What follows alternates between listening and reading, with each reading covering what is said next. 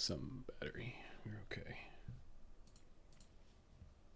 Alright guys, we're live, and as usual, I'm going to rely on you guys to tell me whether or not the audio is okay. Otherwise, I'm just going and expecting that it is, not knowing that, you know, there's some clipping going on or whatever. Actually, I think I can double check that. Also, I want to make sure that the sync is good, because there was one stream I did a while ago where the where the audio sync was off. And that was pretty annoying. But okay, I think we are ready to rock. Seeing some audio okay, and as usual, we will get going. Before we get started here, I'm just going to do a regular Q&A session. I actually had, I was going to review a thing that showed up, but then didn't have time to actually put it through its paces. So maybe we'll do that for next week's live stream. But I also have other actual videos in the pipeline as well. So there'll be one coming out tomorrow on the M50X. Additionally, as usual, if you can find this stuff interesting, by all means, subscribe, do all those things, like, etc., comment, the typical YouTube thing. And if you guys want more information, more articles, reviews, there is the headphones.com review section, which is linked in the description, and then also the headphones.com community, or the headphone community forum. If you want more access to graphs, that's currently the best place to find them, and that's also linked in the description as well. Rob, thanks. Send precog vision to Spuzum. That's a... That's not something I would have expected anybody else to know about. Yeah, that's that's about how much it would cost. All right. So let's get into the Q&A. If it sounds like I'm losing my voice, it's because I am losing my voice. DMS reviewed the Sennheiser HD100S today, which is the best planar magnetic alternative to the HD100S. Any IEMs you would recommend with wide soundstage under $500? Couple things. Wide soundstage is good, but it is not the thing that we should care that much about, because I don't think it's possible to have a wide soundstage with an optimal tuning. But that doesn't mean that it would be bad. It just means that it's not optimal. Like, you have to make certain concessions in the mid-range in order to, at least in my view, like at every example that I've seen of a headphone with a wide soundstage, there are some concessions made in the mid-range as a result of that. Additionally, you know, I'm led to believe actually the design of the HD100S is such that it's more like putting chambers around your head, around your ears, rather than something that actually is kind of, you know, directly focusing sound towards your eardrum. So there's more interaction going on with your actual ear anatomy, or there's a lot of interaction going on there with the HD100S, and you can see it in the graph as well. So I think that's just sort of what you end up seeing, when that being, you know, markedly different from something like the HD6XX, where it's much, you know, closer, like the driver is physically closer to your ears. So I think that has something to do with it. Grip. Get don't dox me, bro. No, I'm not saying soundstage isn't needed. I'm just saying it's not the thing that we should care so much about that we forego, you know, the tuning. Like, you could end up with some truly weird tunings, but the soundstage is massive, right? Is that more desirable? I would argue no. I would argue that there's probably some, you know, middle ground there that you should aim for. Yeah, and I think it's I don't think that the tuning, I'll get back to the answering that question. Wait, Critical Plus knows about that? Oh shit. I've been doxxed. Yeah, so, you know, getting back to that, I don't think it's a sufficient condition, you know, just having the frequency response be a certain way to achieve, you know, a very, you know, a maximally wide soundstage. But it might be a necessary one, if that makes sense, right? So it might be a consequence. don't think I'm saying soundstage is not needed. Uh, yes, this is the Edition XS. What? Why did that come back? Metal and Crin. I thought that was gone forever. Um, when are you when are you going to review the DT 880 600 ohm? At some point, I would like to. Yeah, because I have the 250 ohm somewhere. But the thing is, there are different models of those and different revisions within the same model as well. So it's difficult to get like a. Yeah, I'd almost want to just like buy like two new ones and then just like compare the new ones and say, okay, this is what you get, right? Um, KZ drama is hilarious. Yes, yes. Sorry, Cran. It's pretty funny. I mean, what I feel like there's an element of Schadenfreude, and I don't think that's the funny thing about it. What's funny to me is all of the and it's more on the evaluative side and the analysis that gets made when we expect certain driver types, and then it turns out that there's not. So it's interesting to see that some of the judgments that come out before knowing that, that's almost like a similar effect to a blind test where you realize, oh, actually, this doesn't have those other drivers going on. Now, to be clear, I did not. I listened to it, I measured it, but I did not put out an evaluation of it. I just thought that, like, or at least for anything other than the tuning for some of it was good, but the treble was not so good. That's basically the extent of my assessment on that. So whether they achieved that with a tribrid design, like with the ESTAT and BA, or just a dynamic driver, I didn't have a dog in that. But I know a lot of people who did, and so I think that's it. It's interesting that that happened, and it shows us that, or at least to me, it indicates that there's all kinds of stuff that is in frequency response that we're not aware of when we're making a judgment, right? We think maybe it's because of this thing, and turns out it's actually not. It's actually just a frequency response thing, which is pretty cool. And I think in some ways that's encouraging. Chronicle knows everything.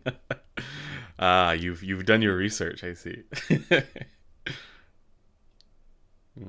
Trying to bury that in the past. I'm gonna have to catch up here, guys.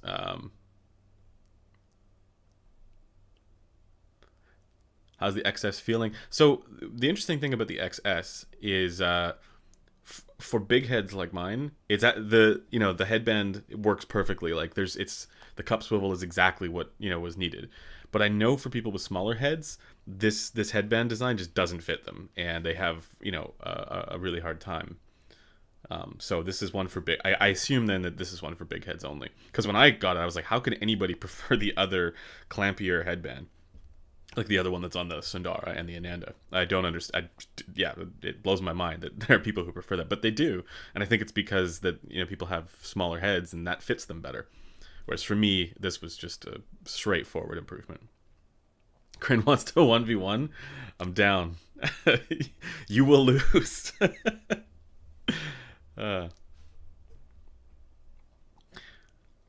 Who needs a Kern 2 when you can have a Dusk 2? Is a Dusk 2 on the radar? You're gonna break the internet again if you release a Dusk 2. Someone's asking Celestia or Radiance. Good question. Celestia is more neutral-ish, or more, let's say, balanced, and the Radiance is warmer. But the Radiance is more comfortable because it's not as clampy, more bass. So in some ways, I'd say it depends on what your priorities are.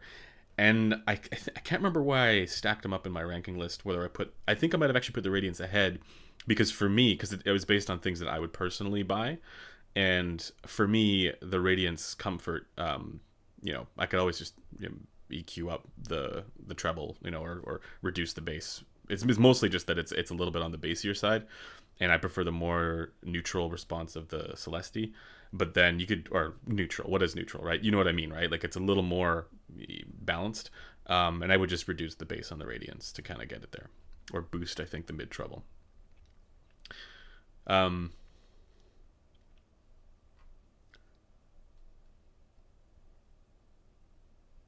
What means big head? What do words mean? What size do you have in hats? Extra large. Or large probably okay, but yeah, about as big as they get. But it's clever on Hi-Fi Man's part because they know that most audiophiles have big heads. That's not true. That's just the ones that I know. Raphael, thank you. Favorite IEMs and best priced performance IEMs. Favorite would be the U12T. Best price to performance. There's definitely stuff in the like sub $50 range that I haven't heard that I'm sure is like the best price to performance. Like I'm sure that CRA CCA is really good for its price because it's ridiculously cheap, but I haven't heard it. And I think there's a Sony MH something that I also have not, it's not something that's been on my radar. So, but if you're talking about like high end stuff or higher end stuff, best price to performance, I actually think the C Audio Yume Midnight is up there. I think the Blessing to Dusk is another one of those where it's like, I'm just saying Kryn. I'm not just saying that because Kryn's here. I think he's actually, I don't know if he's still here. But the Blessing to Dusk, I would say, is another one of those like really good value IEMs. That's kind of like the equivalent of like, HD6XX or Sundar where they punch above their weight. So they're good value in that sense. And of course, for me though, like I'm an SA6 guy. I love the tuning of the SA6. It more relaxed. Like just about every normal IEM, like good, well-tuned IEM for me is a bit shouty. So I go SA6. What is the national headphone of Canada? That is... someone needs to make like the maple syrup phone. I don't know. The beaver phone.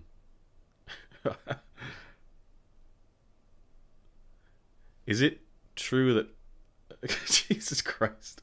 Is it true that former Harman test subjects suffer from attention deficit disorder? Oh my god. You'd have to ask Sean that. Now, are you saying that this is as a consequence of doing participating in the Harman research, or they just happen to be the ones, they were already that like that.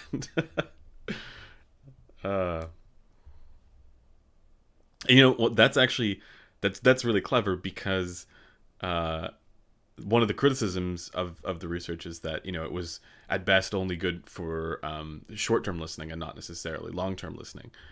I think it was like 15 to 30 minutes or something like that. So you get a first impression and then that's it. So maybe they all did have attention deficit disorder. And then that's why. Do you have any experience modding headphones? Depends what you mean by... Okay, there are things that I can't talk about, but I do have some experience. But if you're talking about like putting different pads on, like that's not really modding. But as far as damping and stuff like that, like doing custom stuff like that, I haven't gotten into that. But I've definitely taken apart headphones and swapped out baffles, and yeah, I've done all kinds of things that end up making a desk look like headphone gore, where it's just like bits of one headphone and bits of another, and that. I haven't done the DMS has some of the sort of 3D printing stuff that he does. I haven't done that because I don't have a 3D printer, but I have done other things that maybe I'll talk about it soon, but they're, let's say, modding adjacent. Let's see. Any plans to review the Aventone planar? Nope. It was on the radar at one point. So I technically have listened to the Aventone planar, or at least I've listened to headphones that had that driver. I'm not going to say which one, but and my assessment of it was that it was okay. It was. I mean, I can't say I actually listened to the Aventone because a lot like the tuning wasn't necessarily the same. But yeah, at least the driver I thought was okay, but nothing all that special. Have you heard the Leah? No. Critical Next Sennheiser IE600. Have you had a chance to check those out yet? No, but it's on my radar, and I hope, because the problem with the IE900, say what you want about the sound quality, it's hard to get that one. Like I had no way of actually getting it. So the IE600, I just hope it's going to be more available. Thoughts on a tube amp above Bottlehead Crack plus Speedball, but cheaper than Forge? I mean, it depends on the power requirements that you have. I like the amps that sound Kenzie. I mean, but it's really tubey. Like, it depends on what you're really looking for. And I think that the Felix Audio Elise is a popular one. I evaluated the Euphoria, and again, that's where I say it really depends on the headphones that you have, because when you get into that stuff, you're dealing with higher output impedances. So if there's some headphones that, like for example, if you have the Focals, I actually wouldn't recommend them, because you're gonna mess up the frequency response like crazy, or you see it this way, but the bass is gonna be ridiculous. Because the output impedance on some of those is really high. So just be careful that you're getting the right synergy, I guess. Petition for Metal to unlist his gaming mouse reviews. Oh my god. No, man, those have to stay for like the history of the internet. And the webcam review. The thing that started it all. Yes, I will try and review the IE600 if I can get my hands on one. I think maybe somebody else on the channel might have one, or might be getting one in. I'm not sure. Edition XS or Aria. Aria is definitely better, but Edition XS might be more preferred of a tuning because it is less bright in the treble. Hot take: Focal build really puts me off. Have you heard old Mr. Speaker's closebacks like the Mad and Alpha Dogs? They are amazing. I have not actually heard the Mad Dogs and Alpha Dogs, but they're based on what, T50 RPs? And I'm not convinced that's a particularly capable driver. I mean, it is for, because everybody was modding it, but that was a long time ago, and these days I think there's been a lot of advancements there, so I think you could do other things. It's just, those were the ones that people could get cheaply, and they were very capable at the time for the price. As far as the build, I kind of know what you mean. Like, you're talking about like the creakiness of the headband. I think that's, yeah, I kind of know what you mean, and it is something that is a little bit jarring if you're not used to that. But at the same time, I will wait, don't have one on hand, but like, yeah, they're better built than these, for example. Like the build, like when you hold them in your hand, they feel premium. I'll say that much. But yeah, as far as the headband system, it definitely does have a little bit of that, like, kind of play, let's call it.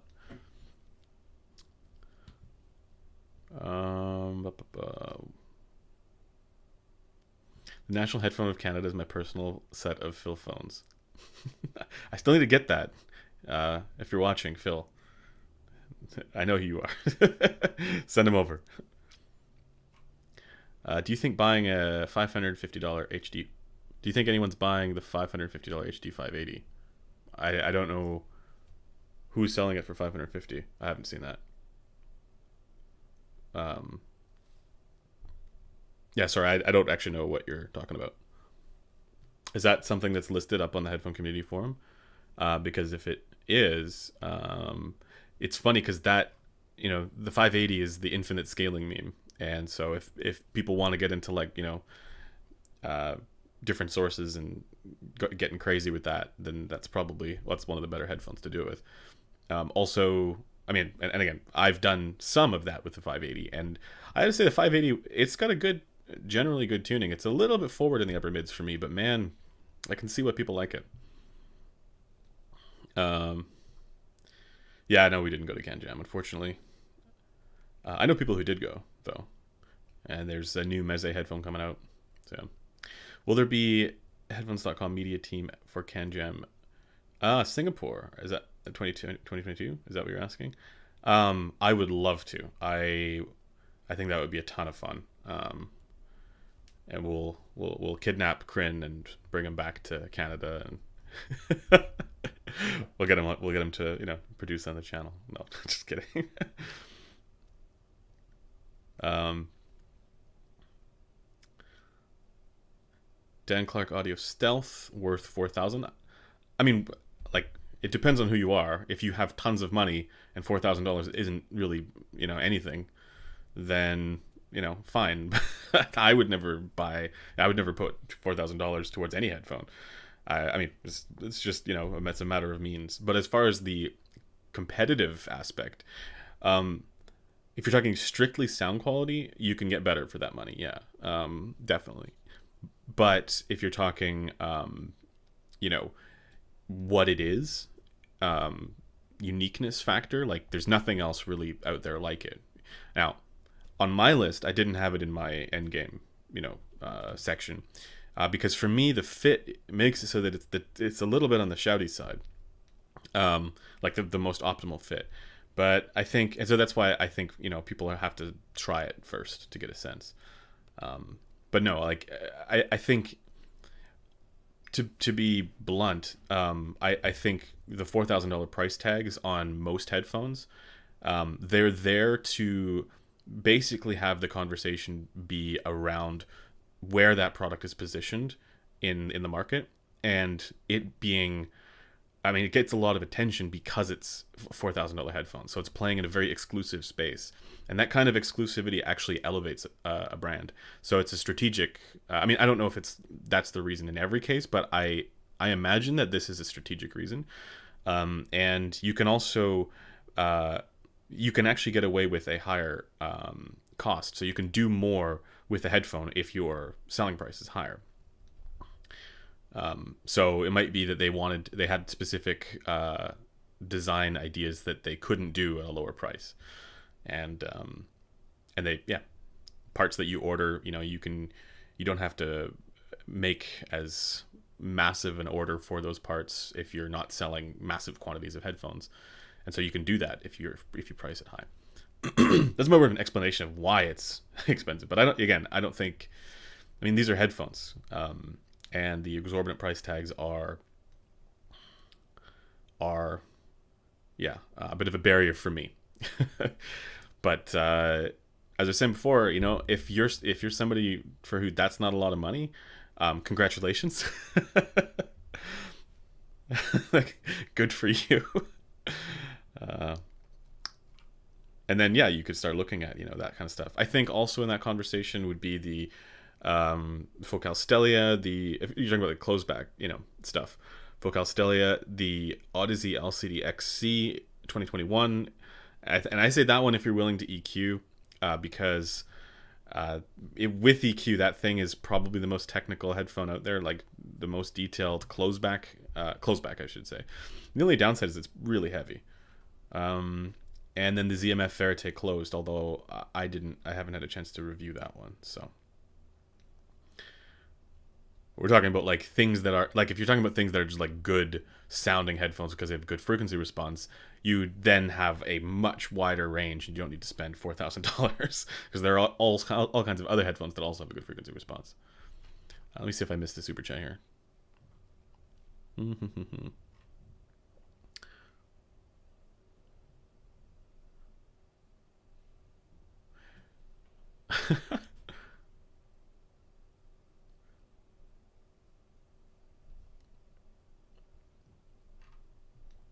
You're talking about recordings.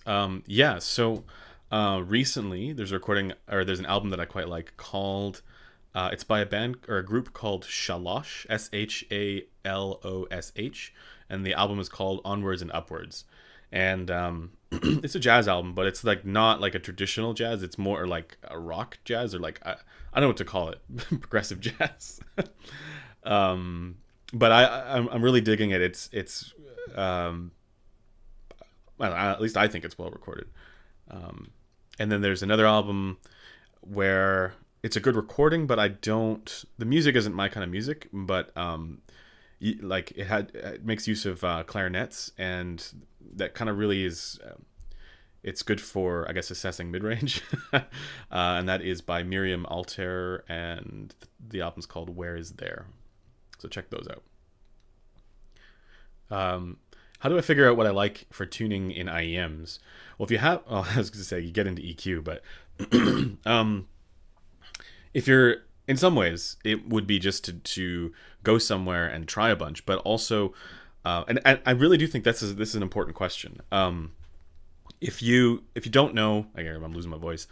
If you don't know how your ear canal is going to affect, that basically the ear gain level, you don't know whether or not something is going to be fatiguing.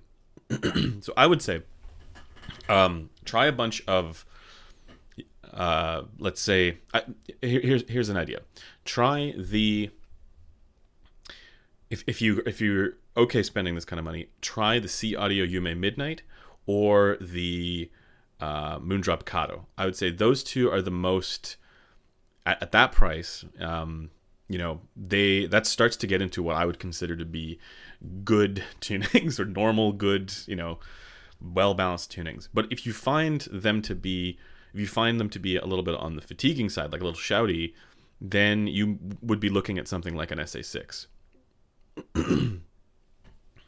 I know that's good advice, because it's like it all depends on what people are because, like, yeah, if you ideally if you're buying an IEM, you only want to buy it once.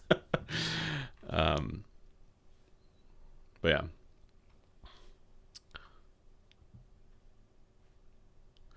So before you buy, I don't think you can figure that out for what you like, unless you have a chance to actually try stuff. So you could try a bunch of cheap stuff, but it's, I still recommend like starting with something referencey, kind of like a Yume Midnight if you're just starting, or Kato.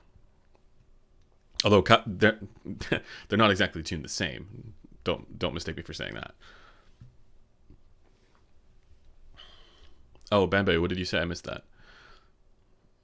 Okay. Do you guys have a recommendation for headphones within $200 to $300 for a bass guitar player? Asking for a friend for a bass guitar player. I don't think. This is just my opinion, and not everybody's gonna agree with this, but like, if you're a musician, I think that you should listen. Like, the headphones that you use for reference should be headphones that don't overly accentuate like one particular thing over another, so that at least you can hear what you sound like in the mix. Now, that would be different from if you're using something specifically as a tool to just hear your instrument, because if that's the case, I think you need to EQ regardless. But if you're trying to listen for something that is like a sense of what it sounds like, if you're trying to use it as like a reference point, I think you just go with the K371, which is less than that, or you could go with a Sandara and an amplifier, but I'd almost want to say you don't need to do that, right? So yeah, K371 would probably be solid. Something Harman-ish. Oh yeah, Metal says, wouldn't K371 be fine with that? There you go. Curious why no one went to Can Jam. I did attend, and the turn of the vendors was a bit underwhelming, but understandable. Yeah, so it's because at the time there's a lot of uncertainty, and people need to plan this stuff in advance, right? So you can't just like flip a switch and be like, oh yeah, we'll go. If we knew, I think, what it would be like, and I think if everybody sort of knew at the time, I think more people would have gone. But it's because of that uncertainty that it's hard to plan for that. All right. I keep having a. I don't want to put on slow mode or anything like that. I think we have that many folks in here.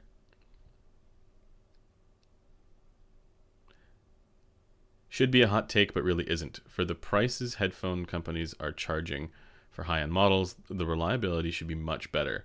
Looking at you, Focal, Odyssey, Hi-Fi Man. I think so too. I mean, everybody, really. If anybody's going to be producing a high-end headphone. The other side of that, though, is that I I think what I would prefer, I mean, I think there's like always going to be QC issues, or like there's always going to be certain failure rate, right? But I think high end, if somebody is buying a $4,000 headphone, I think that manufacturers should also consider longer warranties. I don't like these ideas of 1 year warranties on $4,000 headphones, but I can also kind of understand why they don't, because these are things that people wear, and the potential for mechanical failure points as a result of accidental damage is an issue. I don't know how you get around that, but I don't know how you would assess that. But I think you don't know if your headphone, I mean, any headphone that you buy, right? You don't know how long that's going to last. You have to base it on the reliability of the brand, and that's tough to get a sense of.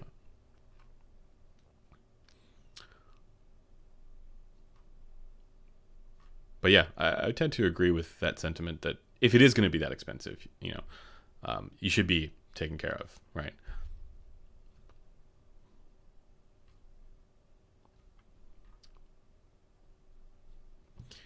Would you go with a mint pair of Alere with clear pads or a Hi-Fi Edition XS for daily desktop use? That is a good question. Oh man, that's tough.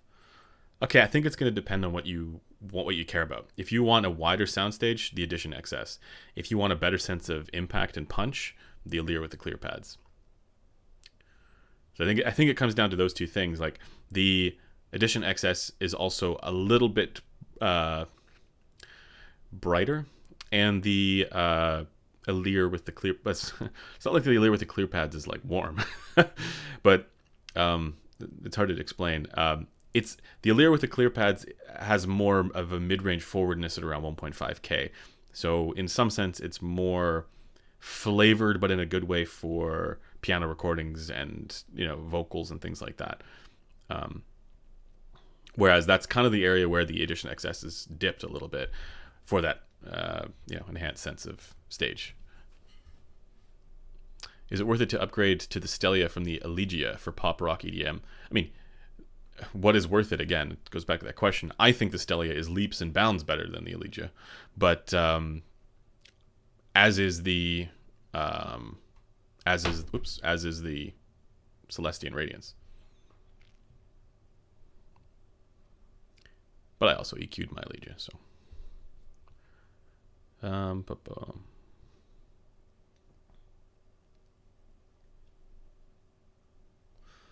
Got a pair of K371s the other day. Bang for the bucks, fantastic.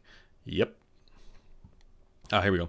What makes a headphone shouty? Like, I can definitely tell if something is shouty, but how do you make it less shouty? What frequencies do you reduce? So it's usually the top of the ear gain being elevated over the rest of the harmonics above it, and also the total level of the ear gain. So let me see if I can actually answer this by showing you. 1 second here. I will bring up the graph. And I do think this is something that we sort of talk as if people understand what that means, and it's not necessarily true. I see your question there, Philip. I'll get to that in 1 second. All right, is this going to work? Yes. All right. So basically, if your balance, this is the Harman target here, but if your balance for this region, let's say somewhere between like 2.5 and like 5K, maybe even like a little lower, 2.5 to 4.5. If that is boosted over, the frequencies above that, it's gonna be this very, or if the balance isn't good between the upper mids here and then the lower treble, basically, then there's a chance that it can sound shouty. But also, it can sound shouty if the level for this region is too high. And so some of us, looking at you, Metal, prefer this region to be even lower than the target, because if it matches the target, that for the music that we like, that sounds too aggressive and too intense. And you can even test this yourself if you listen to a pair of like kind of neutrally referencey headphones. And then if you just boost this region with EQ, you'll get a sense of that, and then you start to be able to recognize that pretty easily when you hear it in other headphones and other equipment, because this region is where your ear is amplifying it the strongest. And if it's too amplified there, like if the frequency response is too loud there, basically, that can be really fatiguing. And so I find that for me, something a little bit lower is ideal, because I listen to a wide range of stuff, and I think maybe if I was listening to only certain recordings and only certain genres, then maybe it being at the target would be fine. But I find, because technically individual HRTF is even higher than that, right? Quite a bit higher than that.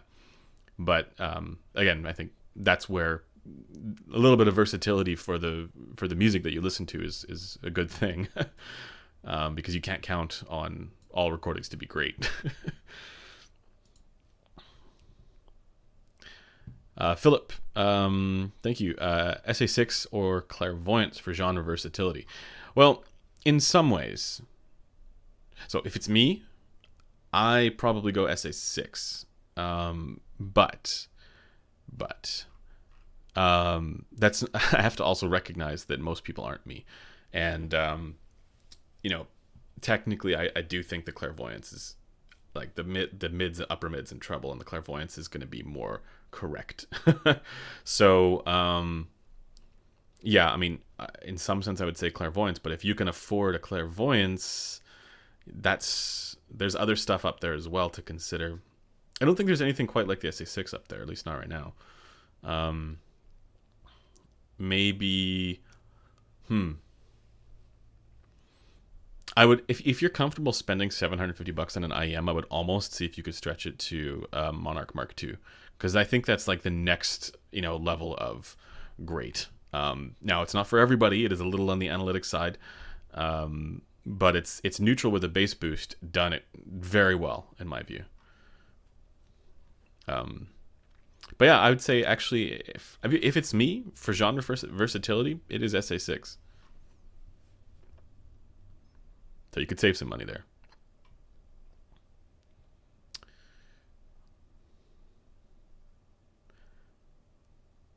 Is there a big difference between the Hi-Fi Man Edition XS and Aria Stealth?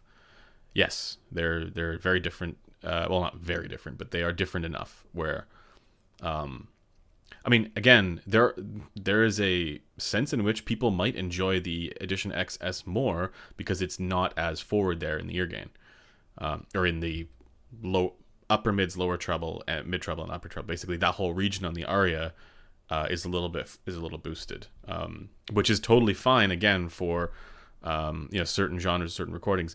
And it's funny because like people will analyze and go, wow, that's bright because it's elevated over the target. If you smooth it to the same degree as the target, it's not that far. It's actually pretty close. So don't freak out just because you see something a little bit above the target. Which means that we actually need to be representing this stuff in a different way. Because there is, and this was, I've been convinced of this through a recent conversation that I had with one of my friends, where the way we represent data, it's not necessarily optimal for a non-biased view of the data. Given the way that we look at parallel lines, so that actually using in some ways a compensated graph rather than a frequency response relative to a target is better visually.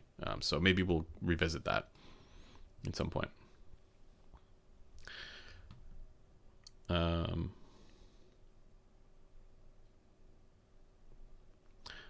agree. The target is too aggressive. No, that's not what I'm saying. The target is. You have to remember that the target is like you might be in a different grouping, if that makes sense, right? The grouping that had stuff above 2.5K, even lower, you might be in that grouping, and then, right, the target is just what the most common result was by a noticeable margin. So the target is just the target. Like it is not too aggressive. It might be too aggressive for you because you're in a different grouping, but like objectively it can't be because that's what most people preferred. So yeah, and if you look at like again individual HRTF, it is way more like there's way more ear gain there for like DF HRTF and stuff like that. Like for the overall level. And I think, but at the same time, there's less treble roll off. So there's definitely some issues there in the upper treble.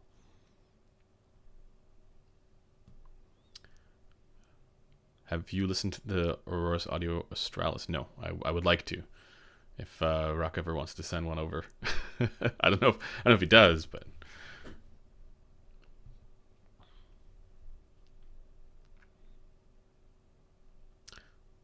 it's funny because like I know those guys, they love slam, right? Like they're all about punch and impact and slam, and that's basically what they chase. And I understand it because it's a fun quality, but for me that's I think it's one of those things like I got attacked on ASR for commenting on the DCA Stealth not really being very good at this. In fact, being kind of the opposite of good at this. I mean, all of those, it's not common. It's not unique to that headphone. It's just really common among planars to not be that great at it, right? And I made that comment, and people got really angry about that on ASR. And so then I became like this guy who was like, at least in the minds of some, that I was like, the I don't know, the slam judge, so to speak. And that's not me. Like what I actually prefer, what I like to listen to is stuff that is, that's more about, refinement and nuance and balance and detail and instrument separation and all that stuff. So slam is like, it's there. It matters, but to me, it's like as long as something doesn't sound super compressed, right? Then it's fine. Jeff, wow, that's a lot. Thank you. Thanks for the show. What's the best way to juggle multiple DACs coming out of my PC? I'm getting tired of reaching behind the PC, plugging and unplugging multiple USB cables by hand. Is there a good USB switcher for handling 3 DACs? Interesting. Hadn't thought about using 3 different DACs. My solution to this is actually no, I'm not a fan of USB switchers.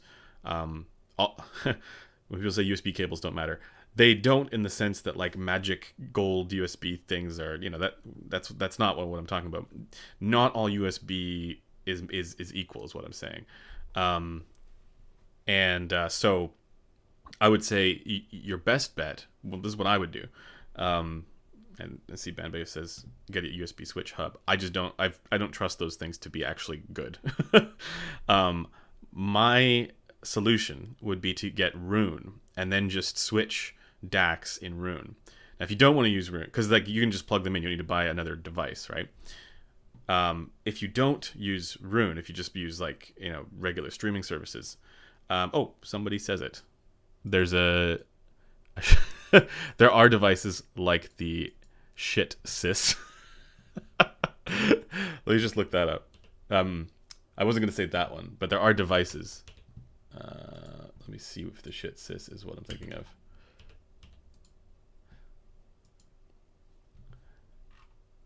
Let's see. This is a 2-input switch. No, I'm thinking of a... Yeah, I think you... Well, I guess you could do the shit sys plus an additional USB. But, yeah, that's probably the way to go.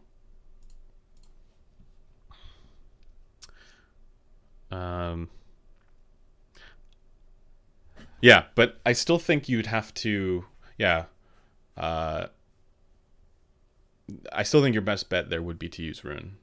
Because then you could just... Because then you could just do it with software. You could just click a button, change it.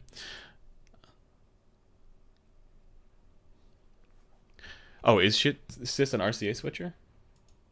Yeah, like what I'm thinking about is not...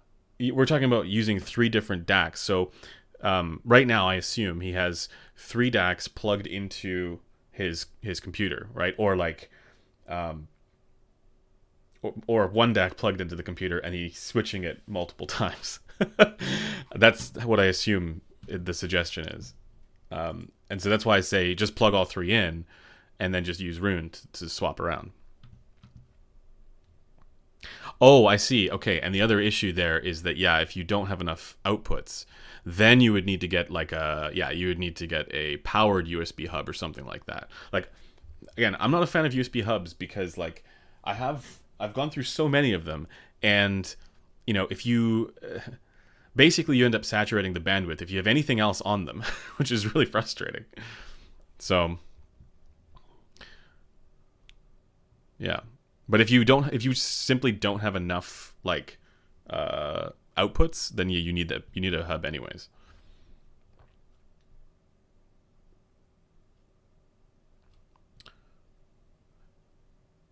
Voicemeeter is software I will never recommend.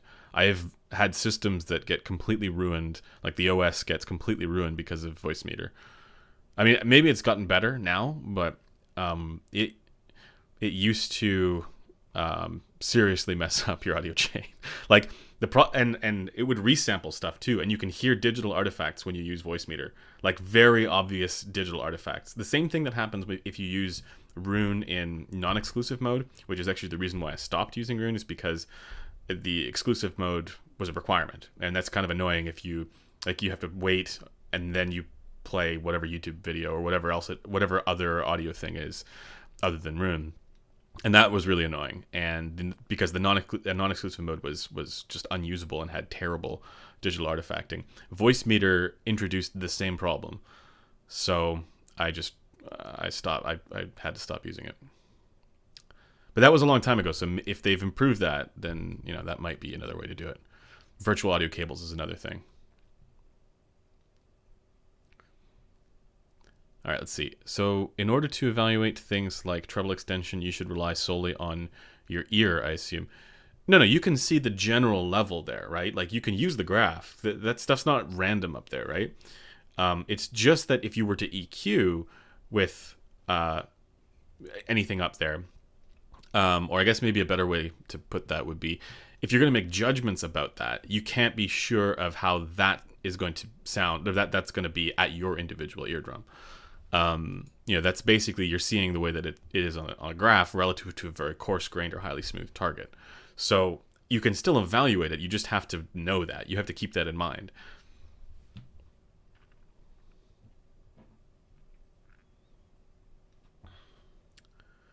On a Mac, there's an app called Audio Switcher. On PC, you can use Rune and change the DAC output from within Rune. Well, I mean, I guess... Yeah. I guess what I'm suggesting there with Rune is technically something you could accomplish with just using Windows. Like you can literally just change the output on Windows. But I think that I got his problem wrong. Let me know if I got your problem wrong, Jeff, because I think I mistook what you were suggesting here. You're saying you're getting tired of reaching behind your PC and unplugging multiple USB cables. Yeah. I think the Rune thing would only make sense if you had like different sources, like different, whether it's one computer or another computer, right? Rune would let you switch among those. But if you're talking about the same source with different DACs, that I think is... Yeah, I mean, unfortunately, I don't have a very good answer there. You would have to probably just get like a hub of some kind and figure out one that works. But if you're going to go down that route, I highly suggest looking at powered hubs, the ones that actually, they don't just depend on the USB bus power. And then don't plug anything else into them other than the DACs, because otherwise you'll saturate the bus. It's not like you need that much, right?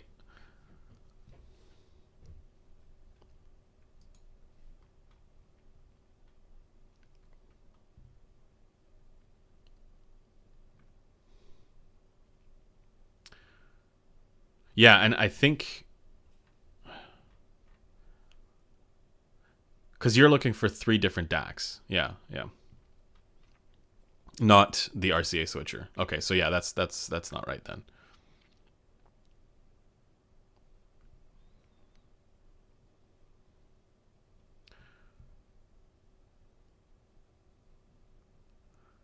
3 in, 3 out. Tested do not degrade sound. For what?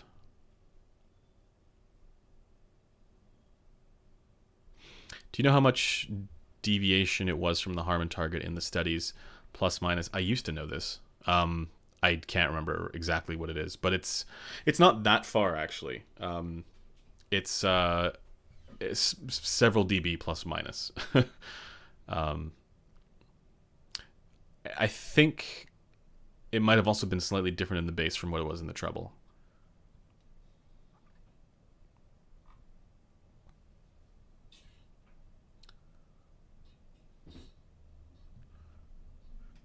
Amazon has great hubs that give you 11 ports. 3 are just for power to charge the phones or whatever. The other 7 are data plus power. That's what I'm talking about, though. Yeah, try that. I have not. I haven't seen that. I haven't tried that, but that sounds like the right thing. Like, don't use these ones here that are just USB bus.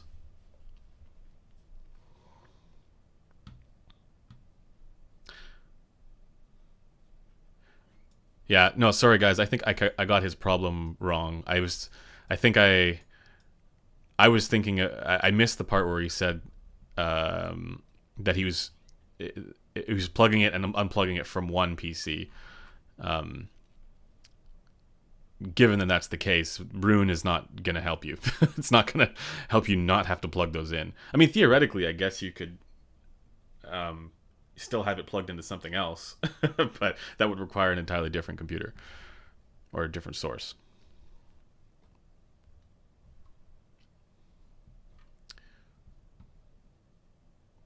Don't put a hard drive on your audio bus. Yeah, that's what I'm talking about. Yeah.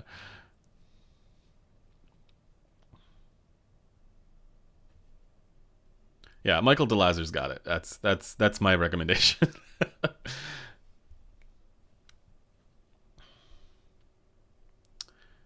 My mate at ASR says, my mate. Chef Steve with the spicy takes.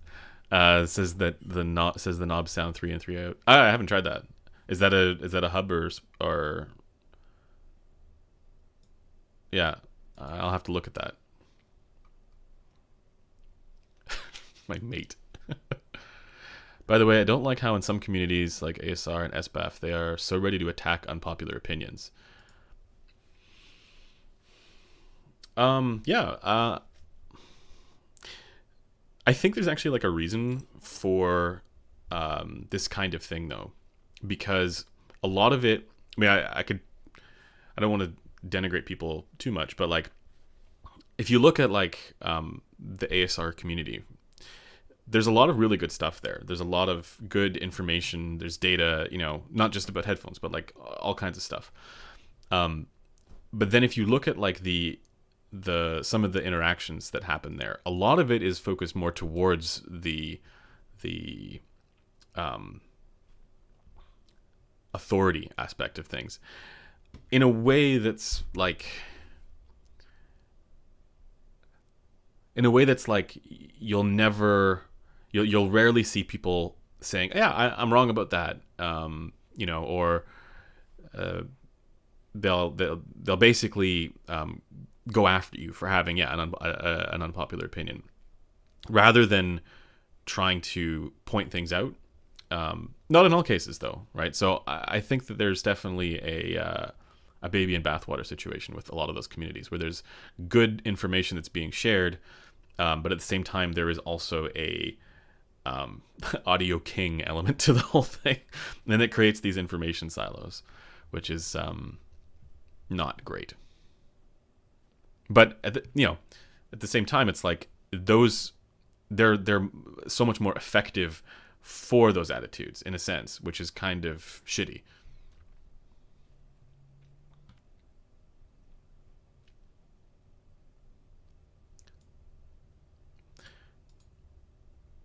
Oh, it's a hub. Okay, yeah. I think we got the answer. Jeff, get the knob sound 3 in, 3 out.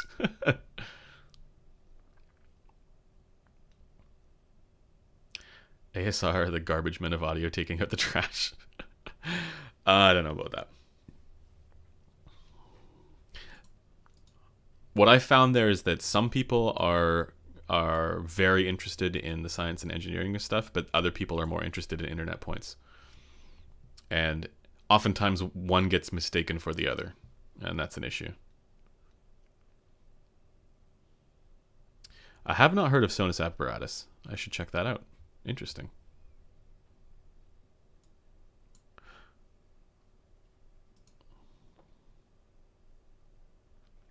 Community stereotype is a familiar concept.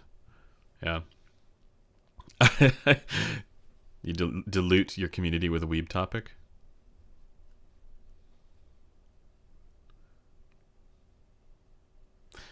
Yeah, see that Farhiton, I'm sure I butchered your name. I'm sorry. Farhiton has it right here. You know, there's nothing wrong with using the data that's there. It's great. You know, and even the discussion is often good. But what isn't good is the, you know, the denigrating, the attacking, because if people have unpopular opinions, either that's just like a preference thing, but it could also be that they just aren't informed. You know, and if somebody's not informed, that's not a knock against them, you know. Like there's all kinds of if I think, you know, 2 years ago, 3 years ago, if I knew what I knew now, right, I would have very different, well, I'd have not totally different, but I would definitely have different opinions. Because of the things that you learn, right? And so it's all about what you do after you have the information, not like before you have the information, you are bound to make more judgments that are incorrect if you're going to make any judgments at all.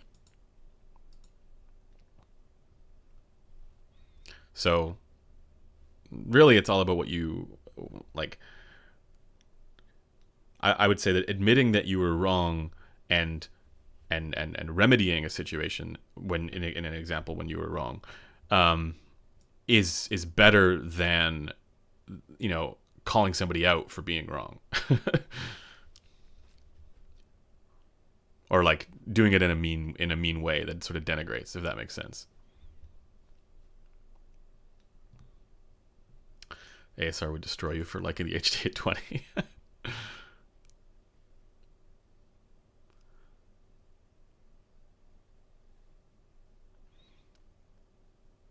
Glad to see DMS join the channel. Yeah, yeah. I'm pretty excited about this this partnership that we have with DMS. He's been I mean, this is the thing, right? Like, he's a guy who actually knows what he's doing when it comes to YouTube. I'm just a dude who, like, you know, talks about headphones, right? That's not my wheelhouse all that much. I like making videos. I like you know, the creative process. It's a lot of fun, but like that. My expertise is not in what is effective with the algorithm, and he's got a lot of experience with that, so he's helping us with that, bringing that to the team as well. In addition to, you know, his awesome reviews and videos. Stealth is not the best headphone ever on earth. Banned. Yeah, it turns out, eh?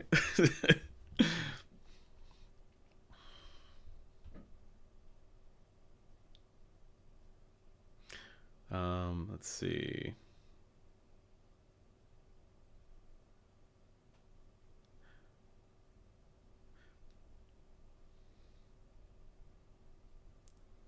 How close the OG clears to the Utopia? Is it worth upgrading for so much price difference? Again, like, I think this is like, yes, the Utopia is better, but so much of this is more about your means than, you know, what the actual tangible difference is, because the tangible difference is not that much, right?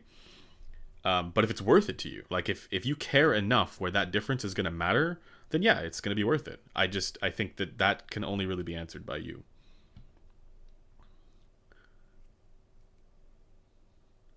Was the best pronunciation of your name? Okay. Thoughts on the Bayer Dynamic Tiger? I assume you mean 300R? I did a review on that one. Or is there a new one called the 30R?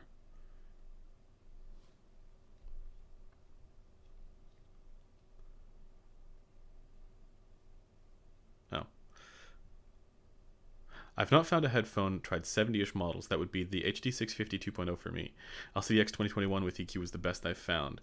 Actually, the Empyrean is kind of a $400 version. The Empyrean is not $400. Unless I, like, there's a price drop that what do you mean $4,000? Yeah, I don't think the Empyrean is all that close to the 650.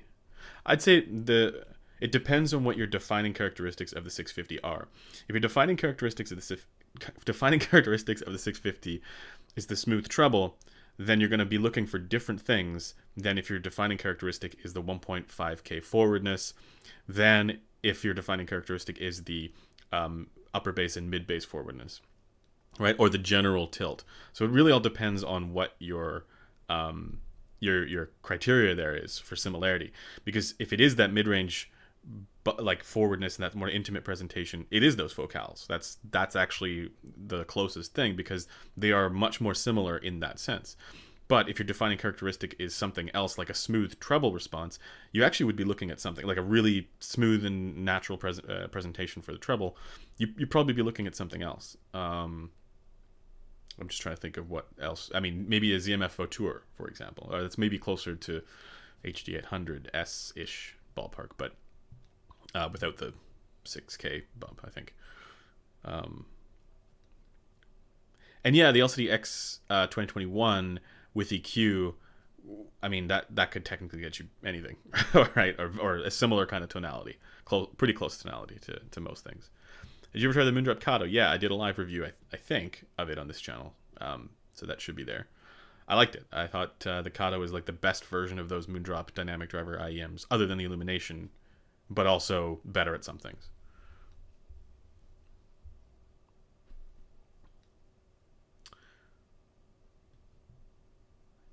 Yeah, the LCX 2021 is actually lighter than the old one, because the pad material is not as, it's smaller, like less pad material, but also they redesigned the trace, and they took out two phasers, I believe, as well. So it's a lighter headphone than it used to be. Yeah, I'm not comparing the LCD XC 2021 to the iEar Z1R. Not at the moment. I need to get a Z1R in. You're talking about the IEM, right? Those are very different things. If you're talking about the over-ear, then it's closer. I'm thinking about selling my LCD4 to get a Utopia, but maybe just buying a used OG Clear would be better. Would be a better idea, and keeping the LCD4. But I have that Utopia itch. If you've had the chance to actually try them, though, then you get a sense. Speaking personally, I think the LCD4 is actually more detailed than the Utopia, but I would personally take the Utopia. Because with the Utopia, there's nothing really. With the LCD4, I would say it's EQ required. Even the new one, the one with the new 2021 pads, I think is EQ required. With the Utopia, not at all.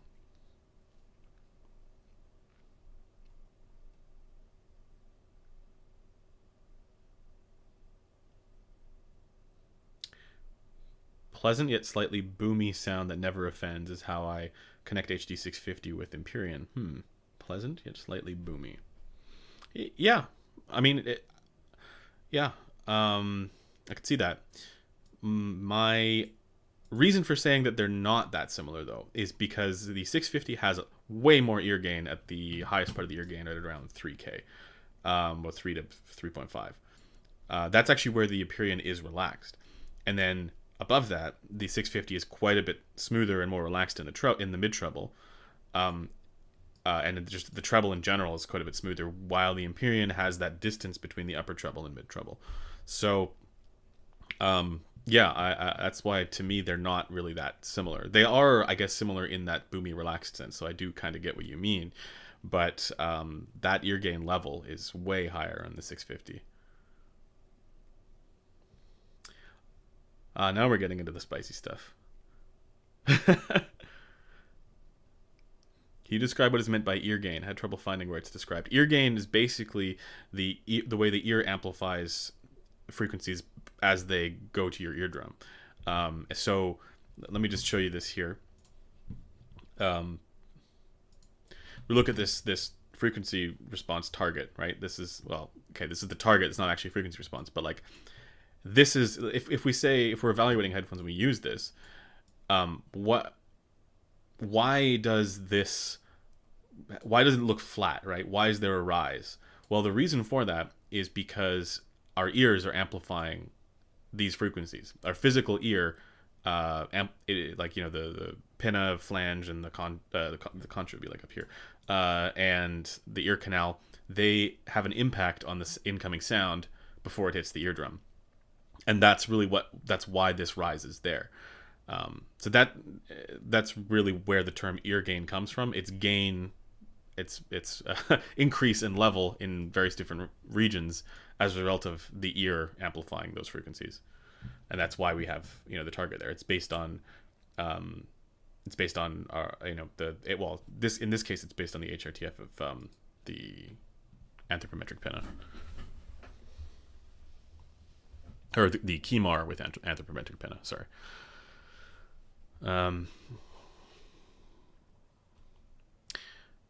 All right, so here we go. I followed the public opinion about the DT 1990s arc from totally overrated to the overcompensating into it's only bright. It deserves a redemption arc to its rightful place. Thoughts? No. I don't think that it's only bright. I think it's actually not bright. I think it is balanced for the majority of its frequency response, but very imbalanced in one particular spot, and that is the consonant range. So I would disagree with that assessment. I don't. If there's a redemption arc for the DT 1990, it either involves swapping out the pads to something else that are able to improve that, or using significant EQ. That's where the redemption arc is for that headphone. Because I actually agree. I think the rest of it is actually really well tuned.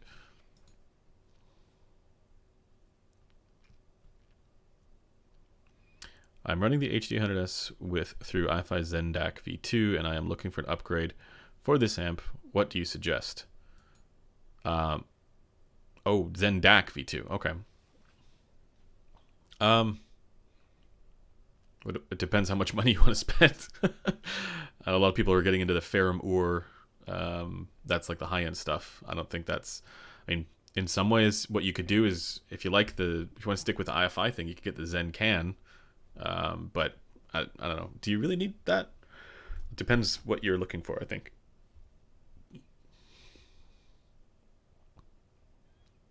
A better amp offers relatively little difference unless you go for a tube amp or something. EQ offers way more. Yeah, exactly. I've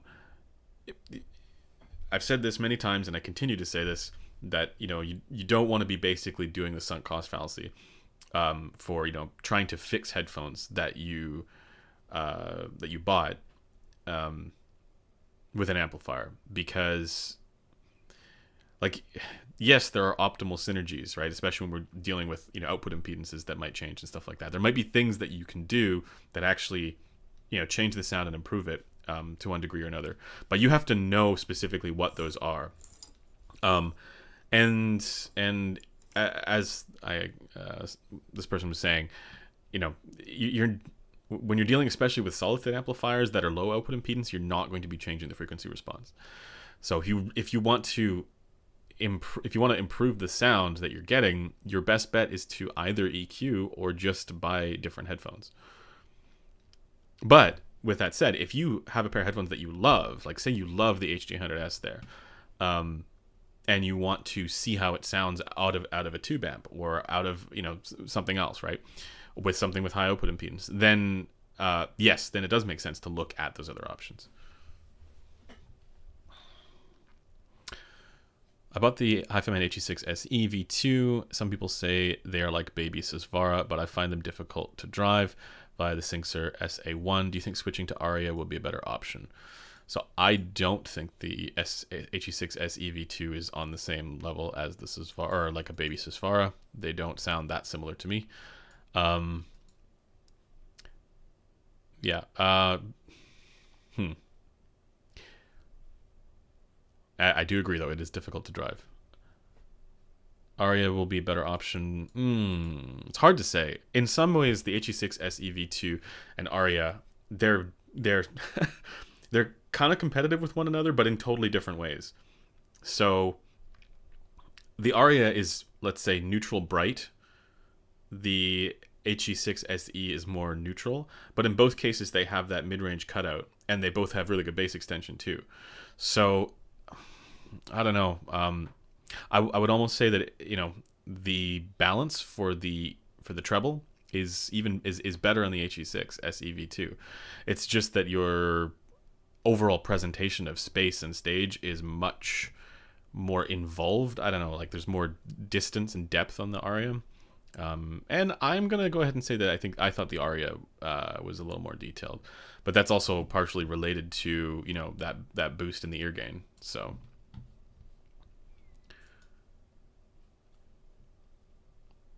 the amplified part is why we consider it as ear gain. Yeah, exactly. So if our ears are amplifying those frequencies, shouldn't we reduce those frequencies to obtain a neutral sound? Or am I misunderstanding things? Yes, okay. So no. let me go back to this. Oops, that's the wrong thing. So the reason why I wish I had the HRTF thing. Okay. So the reason why why we don't want to reduce this, right, to correct it, is because our brain is doing this anyways. Not specifically with this target, because this is the Harman target, but our brain is doing this based on our own individual head-related transfer function, which this is based on. It's based on not my head-related transfer function, but a head-related transfer function of the measurement rig. So you can think of it this way. This whole region, right? If your headphone doesn't match this region, it doesn't match what the brain expects to hear. Now, not specifically this one, your own HRTF for this region, but just, you know, substitute that in for the, you know, generic target on a rig or something like that. You know, basically this is roughly what your brain is sort of expecting at the eardrum. And when it doesn't get that, things sound like, if this is super reduced, like if this is lower here, it's going to sound really muffled, because that presence area is that your brain expects isn't there. I think another way to think about this would be like your brain basically correcting. You know how, like, when you if you look at, like, your eyes, or if you look at, like, the way your eyes work, you technically get the image upside down and then your brain flips it. You can kind of think of it like that, right? Like the sound hits your eardrum and it looks like, you know, it rises up like the way that kind of like the way the target does. It actually rises much more extremely than what the target shows here.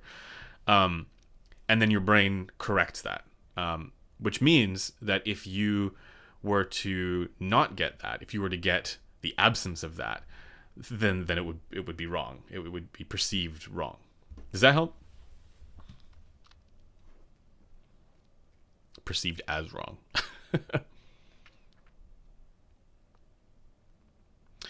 For everyone who doesn't catch the gist, you hear all the amplification at your eardrum. What is actually neutral ends up being the sound that is being amplified.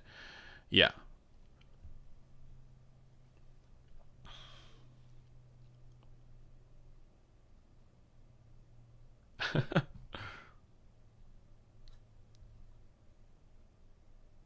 Where do you see headphones going in the next 5 or so years? Do you think mid-fi is going to reap the benefits of the current high-end, or are we going to keep getting pricier flagships?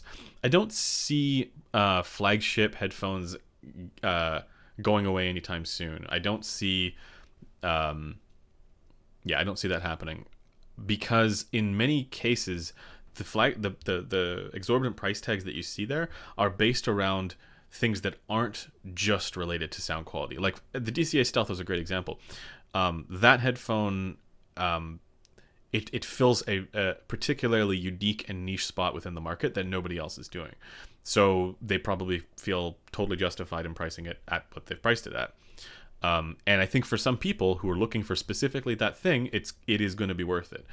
Now, in my view, I think there are other headphones that accomplish a similar goal that maybe aren't quite as good, but they are still very good. So, for me, I wouldn't. That's why I didn't put it on my list of things that I would personally buy. But I could totally understand why somebody would. So in that sense, I don't think that things are going to change all that much in the future. It depends how far in the future we're talking. But like the other thing that I think will happen is we're going to start to see a lot more wireless headphones that don't suck, like wireless ANC headphones. Like I think that's going to be the next frontier, because it's going to be the merging of like all these audiophile audio companies that are making high-end headphones are going to want to try and grow, and the way that they grow is by appealing to audiences that expect, these days at least, they expect headphones to also occupy a certain function. As far as like what the role of a headphone is. And so I see them kind of pushing more towards that, because that massively widens the audience, like the potential market for them.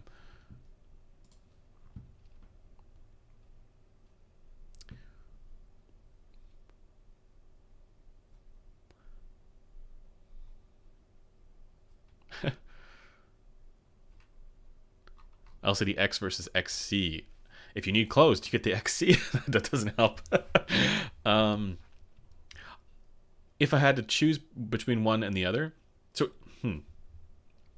I had an easier time EQing the LCD X, but and I think probably for that reason I would probably say LCD X, and it's also lighter.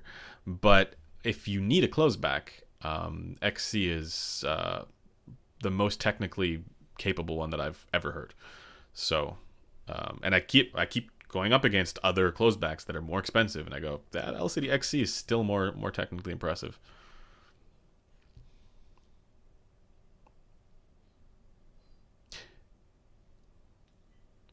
Yeah. So the reason, without EQ, I would agree with that assessment. Oh man, the names Hardy. Okay, you know who you are. Yeah, without EQ, I would have that same judgment. But with EQ, it's and really, like, I didn't realize like the things that I needed to fix in the treble, and the things that I actually didn't need to fix. So I had it, like, in some ways, looking at the measurement of the LCD XC, it could potentially throw you off. Because I don't think, like, there's a peak that around 5.6K on the measurement rig, on all measurements I've seen of it, including the ones that I took, and it's just not there. So it might be something to do with the coupling on the rig or something like that. All right. Headphones and IEMs pass some of your body, so you have to put some gain to compensate for this. Well, so you have to assume a certain thing. Yeah. That's the thing with IEMs always, is that the manufacturer has to assume more. So that's why you get more variation with impressions. But I this question to me was always one where it was like, well, why don't we just measure headphones in free air? The way we measure speakers. And I think there's actually two reasons for that. One is because headphones are always coupled, when they're listened to at least, they're always coupled to the side of the head. And that means that you should at the very least measure with that coupling going on, with that positioning going on, right? So that's the first reason. The second reason is, as Blaine, who's been on this live stream a few times now, has told us, when you couple the headphone to the side of the head, it creates a system with the eardrum. So, and also depending on the acoustic design of the headphone, but so that means that basically your result is actually going to change somewhat depending on if a headphone is coupled versus if it's not. And this is never more obvious than if you're working, if you're dealing with planars, like this one here. If you have a slight leak, or if you change the coupling, you get the driver resonance frequency that boosts like crazy in the bass. And that's why if you were to measure this in free air, you wouldn't actually see the result that you get when it's on a person's head. So that's really in my view, those are the two key reasons why you take the measurement at the eardrum reference point rather than at free air or the canal entrance reference point. There's a number of different ways that you could theoretically do that, but it doesn't make sense to me to do it anywhere other than the eardrum for those reasons.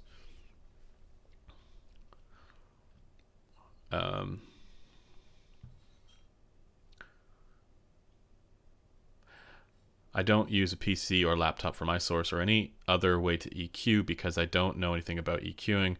Would the Lokius be an option for EQing my LCD4 because I really want to hear it EQ'd? Yes. It's tough to know just by... There's other ways to do it too. Like there's the RME ADI2 DAC as well. But yeah, if you're not comfortable getting into, if you're not used to using a computer with your listening, like actually a lot of people just will listen with like an iPad or something, right? And it's not as convenient to do, even though you could theoretically get software to do that as well. I hesitate to get people to recommend people to buy things, that they could theoretically do for free. But because there's a barrier to entry with EQ that doesn't exist with something like the Lokius, yeah, I think it would definitely allow you to do that. The downside is that because the Lokius is fixed where the different filters are, you wouldn't be able to actually manually adjust it to the degree that you probably would need to. But you could get the general presence to a decent spot, I think. Because the main thing with the LCD4 is that you need to... It needs more, well, shouldn't say needs, but most people would prefer it with more ear gain than it has. There are some people who enjoy it without that, but, that's a preference thing, right? And that's sort of how preferences work. Let's see.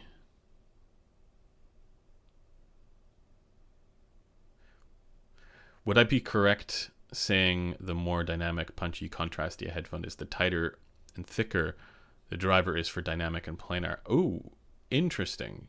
Just from experience on many high-end headphones. So, tighter and thicker.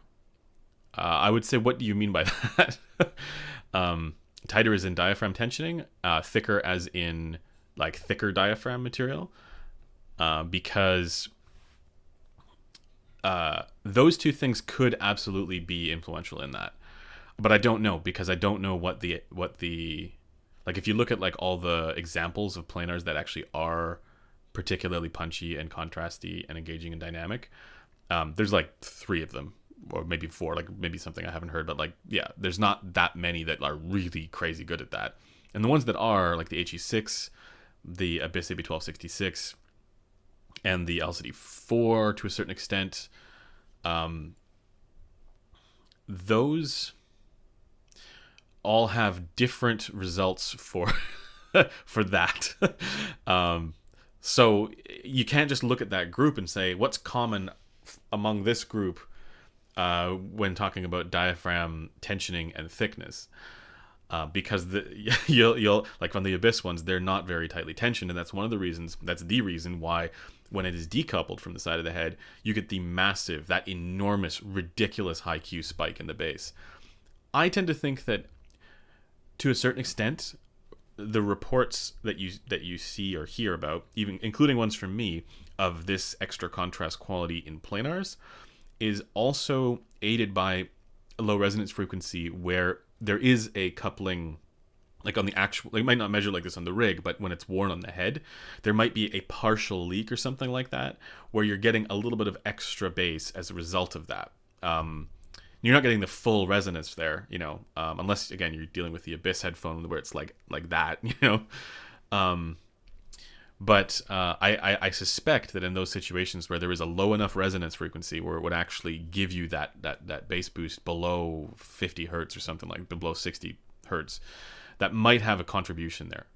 So don't mistake me for saying that like the resonance frequency is this quality, because there are counter examples like the Aria and the Ananda, right?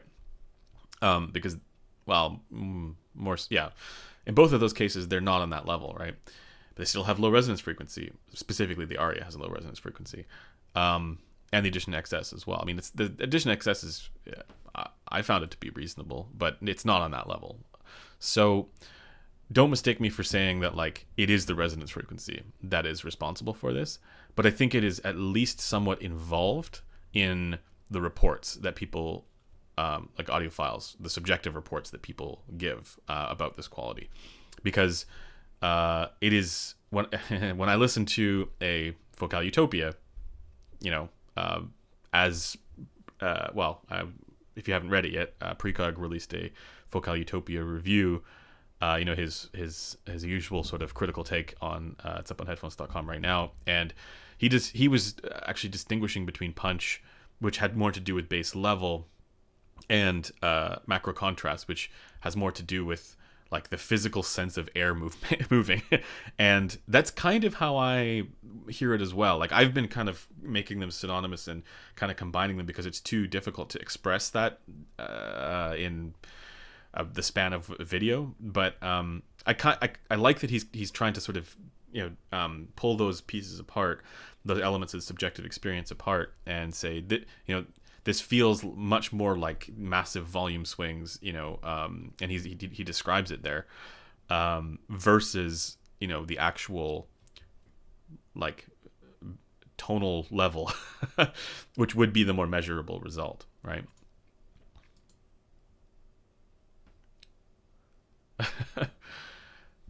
So to get back to that topic though of you know, driver tensioning and or diaphragm tensioning and thickness, it could be somehow influential, in the sense that it will have an impact on the resonance frequency, and how low that is, and also how high the Q is, or how narrow the Q is, right? So how high and narrow the peak is in the bass. So yeah, I think it does have an influence. I just don't think there's a clear way to say, you know, more, or, you know, tighter equals better or looser equals better, because there are counterexamples on both sides. And I don't think we can say, you know, higher mass is better. Although I suspect it might be, but that's, you know, it's just a hunch. Like I suspect, if I think about what changes happened between the HE6 and the Susvara, all those headphones in between that Hi-Fi Man released, they kept going thinner and thinner on their diaphragms. And I don't know if that was for, like, I feel like a lot of that had to do with trying to make things more efficient as well. And also with you know, with to try and achieve, you know, more, you know, treble or something like that. More some, I don't know if this was the goal, but I imagine it wasn't specifically, you know, to influence that quality. Or with any thought to influencing that quality.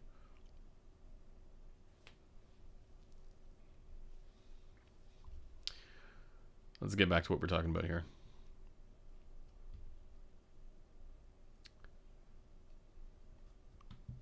I don't know about the Stellia, but I tried the Allegia once, and it's not exactly bright, but the timbre is just extremely metallic. That is frequency response.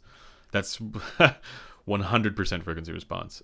Because when you EQ it, you can improve that. But with the Allegia, you'd probably be looking at like that, somewhere with that sort of forwardness in the 2.5K-ish range that's going on there. And I actually think that the treble on the Allegia is pretty solid. When people talk about the metallic timbre of some of the Focal headphones, though, I think they're talking about more the peaks in the treble. That's my sense. You can't be sure in all cases, because, you know, not everybody's using this term to mean the same thing. But I tend to think that it is more, you know, some of the dips and peaks in the treble. They are maybe a little bit more, you know, HRTF specific, but and also the ones that I've measured more recently, I don't know, like at least on the Utopias, they don't measure like the one Kryn measured. So There might be some change to the pads or something like that. I don't want don't leave here saying, oh, there's a revision or anything, because I have no idea, because I didn't measure those old ones. They just don't match when I do the measurements. So there's that.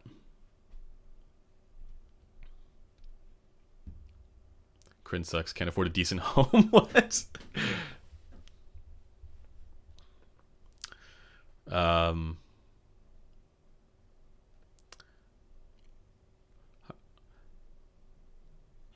Let's say I'm selling my OG Andromeda IEM and buying a cheaper headphone like the hi-fi Sundara.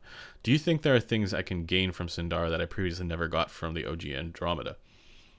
Things you can gain. I think it's more, the tuning is just better on the Sundara. That's like flat out, the tuning is better. But it's not like the Andromeda has its strengths as well. So that's a tough. I think the biggest thing that I notice when I go from in-ears to over-ears, even in-ears that have good soundstage, is that the presentation now feels like a little more filled in and a little bit more around me, rather than in. I mean, it's still all in my head, but it doesn't. It sounds like it's coming from a slightly different point in space, which technically it is. So I feel like that's at least what you would gain.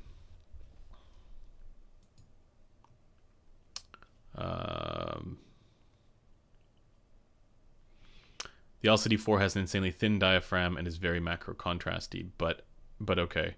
Aria also has on the thinner side, extremely fast but not punchy. That's what I'm saying though. There are counterexamples to each. Right, the HE6 has a thicker diaphragm. Right. I'm not sure what the tensioning is like on the LCD4, but I know that it's pretty loose on the AB1266. Probably pretty tight on the 4, I imagine, because they also have really low distortion. And you would see more driver mode stuff going on in the frequency response if it were looser. Like you see that on the AB1266 as well. And you see it on the Hi-Fi Aria as well, but that's also because they're massive, like they're huge for the diaphragm. On the LCD4, not only do you not get the LCD4 is highly damped because it doesn't give you a resonance when you decouple it, the way that you actually get more of a resonance on the HE6 and on the Aria than you do on the LCD4. So I get the feeling, I mean, this is just my sense, but the thinner diaphragm allows for different things in your design, but thinner isn't inherently better. It's just that you have more flexibility. That's my sense. It's one parameter that you can change. But I don't know if I would say that it points towards, I don't know if I would say that, a thicker diaphragm necessarily points towards better contrast or slam or anything like that. It just will give you a lower resonance frequency. A looser tension would also do that theoretically, and a higher Q.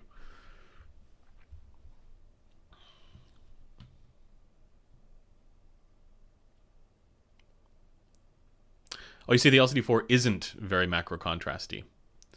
I see what you're saying. I don't know. I would kind of disagree. I mean, I don't think it's as macro contrasty as a Focal, but among the category, or within the category planar magnetic, it's not bad. It's on the better side of things, I would say. Certainly better than the Aria. Sundara is actually decent for that. Yeah, I would say also not bad. So, you know what's funny? The one thing that I'm noticing is the only thing that I found that's actually common for this quality in planars is somehow being circular, or a smaller coupling, if that makes sense, as opposed to these enormous egg-shaped hi-fi mans. They are not as good, and I wonder if that means that it's more to do with coupling integrity than it is to do with anything to do with diaphragm tension or anything else. But that is counter to the other idea about the resonance frequency being responsible for some of the reports. So I think that's maybe why it's so confusing as well, right? If it is because of the coupling, and to do with the way that there's some pressure buildup or something. Somebody else was actually suggesting this as well, and I'm not saying that it is because of this, but it was an interesting suggestion. So it's something that I actually can investigate. It would be that would be counter to the argument, the suggestion that it's because of the not having perfect coupling and having an undamped driver with a low resonance frequency being all that we're really talking about, because I don't think that's solely responsible. When you talk about gap in the pad / coupler, aren't open backs just big open gap anyways? Yeah, so I'm talking about like the front part here. Like you can actually, I can feel it right now, right? I have glasses on. This is the Edition XS, and this one, there's not much clamp with this headphone at all, right? Now it's open here, but it's ideally meant to be kind of sealed here. And again, this is because as I'm told, the movement of the diaphragm. So when you have the headphone coupled and there's a seal, it creates a system with the eardrum. So you'd have it necessarily would have a different result than if it were in free air like this. Specifically in the bass, but also in other areas. Does that make sense? As someone who's looking to get into real mid-fi headphones, only have PC38X and JBL speakers, would you recommend Edition XS to someone who listens to metal and values instrument separation? Yes. I wasn't thinking of this one for metal. I would. I would. I think you might want to add a bass shelf. That's really the main thing I do with this one, is add a bass shelf, and I kind of curb that upper treble a little bit. But it's pretty balanced for most of it.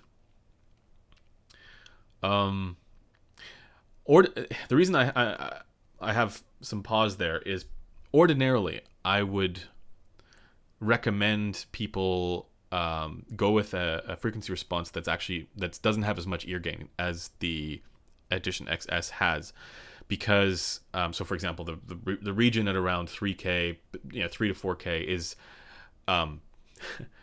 correct, is present, but at the same time on the Edition XS, but at the same time for metal, you probably want something a little more relaxed there. At least that's been my experience, and I typically want something a little more relaxed there. So there is a sense in which I actually would prefer the Sundara with a bass shelf, because the Sundara, the 2020 version, is a little more relaxed in that region.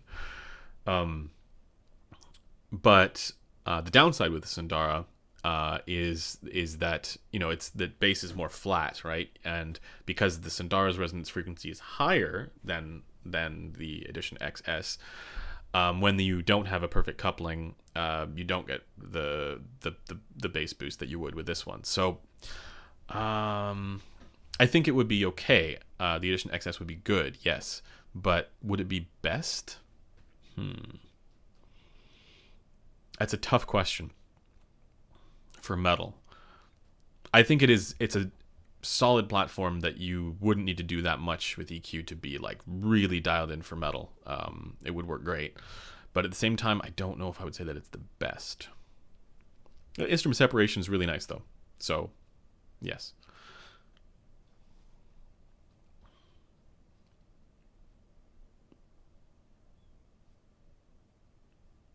Like there is also a sense in which what you want for metal is original Hi-Fi Man HE6. But yeah, I can also see like people are gonna like the Aeon X Open from Drop. It's a great choice for metal, as long as you don't care about that sense of contrast quality, because it's a bit on the blunted side.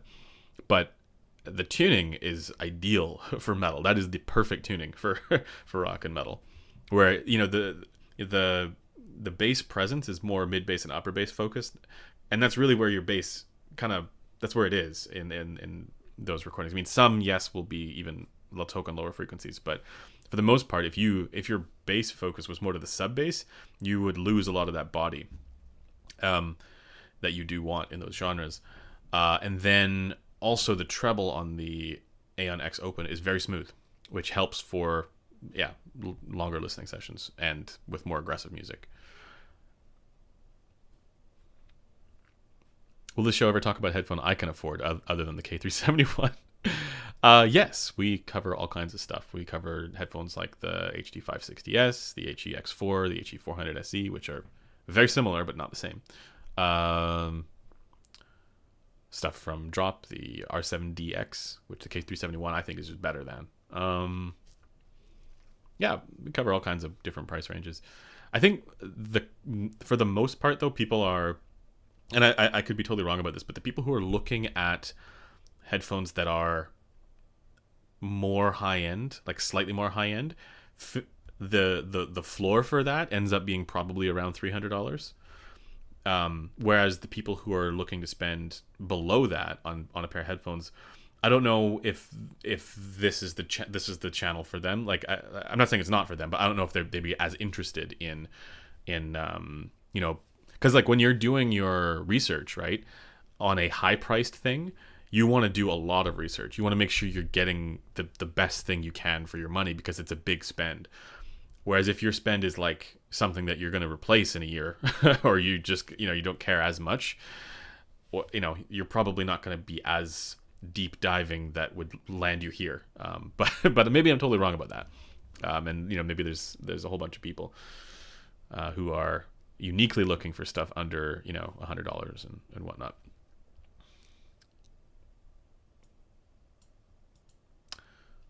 XHR2 is $80. Interesting. X2 HR. I actually used to own the X2. But no, sorry. I have heard the X2 HR, but I haven't heard the X3. That's interesting. It's $80. It's cheap.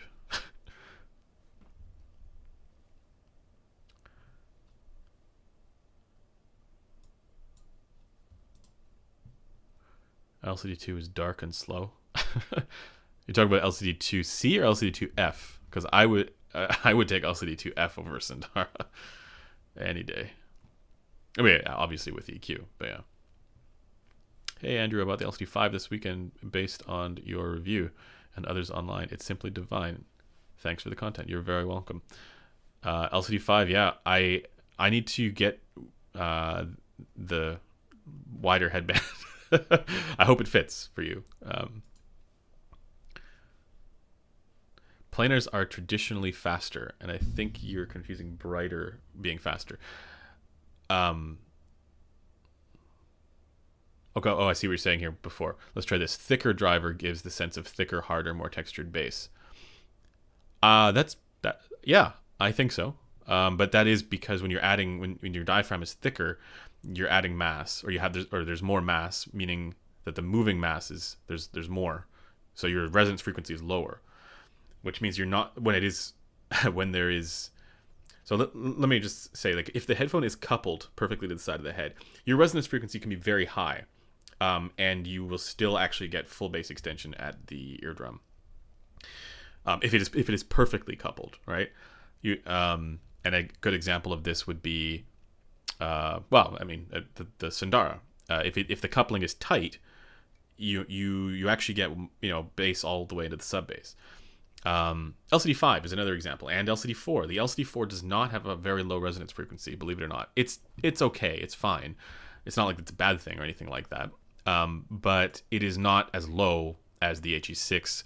It's nowhere near as low as the Aria, and some of the larger diaphragm stuff. Like even this Edition XS has a lower resonance frequency. So it's, yeah, I think you're right. Like I think that what you said there about it giving more reports of more textured bass and more and a thicker bass with headphones that have, or with planars that have thicker diaphragms are they're likely to happen because the resonance frequency is low. But I don't think that means that there's some special quality about thicker diaphragms that is going to be unique. I honestly, this is one that I don't know, and is one that I'm actually actively trying to find the answer to. And so I think it's worth exploring that. But in my experience, it's difficult to pull apart the report that somebody gives about this quality as a result of them simply hearing more bass and the report that somebody's giving of this quality, as a result of them talking more specifically about macro contrast and the same quality that you get from other headphones like the Focals and things like that. It's difficult to pull those apart. I can give my own assessment, right? But I'm trying to that. It's one thing if I'm doing the assessment. It's another thing if we come to a collective understanding, right? And I think that's really where one of the difficulties comes from. But I do think there is something there, just to be clear. Like, as far as those parameters are concerned, it is something to pay attention to, I think. Yeah, thicker, harder, more textured bass. And I see the next thing that you're saying here. Planars are traditionally faster. I think you're confusing brighter with being faster. I'm not sure who's saying this. Somebody else says planars are faster. Okay.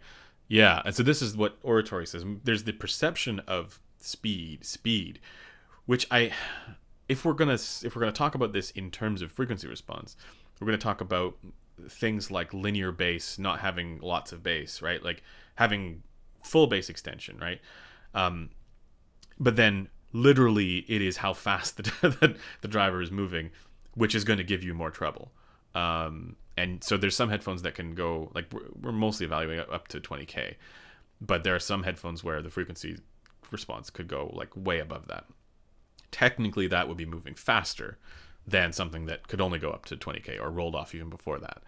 But does that translate to the perception of transient response or like speed in that sense? No, I don't. I think people are talking about something most likely more to do with frequency response elements or some other property that we're not capturing, which at that point it's like, who knows, right? But it's not in CSD, and if anybody's been watching these live streams for a while, you know why. But it's also not that perception of speed, right?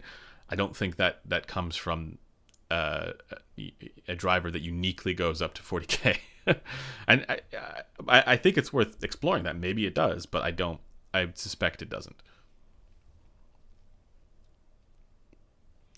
Yeah, so there's two ways of interpreting faster. One is the perception of the experience. You can Okay, one is the perception of the experience. The other is potentially how fast the driver is actually moving. And if it moves faster, then you're referring more to how high up in the frequency response it can go. But if you're referring more to the experience of hearing something that sounds immediate, that could be anywhere, in the frequency response. That could be more a frequency response thing, like how the different balance is. What is the best close back under $300? Yes, K371.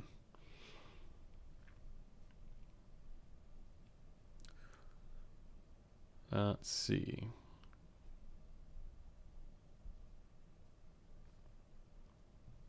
Fast can mean many things and is often confusing. I mean only macro contrast. Okay, I see. So for example, a song with a beat for dancing literally sounds slower with some headphones due to lack of contrast.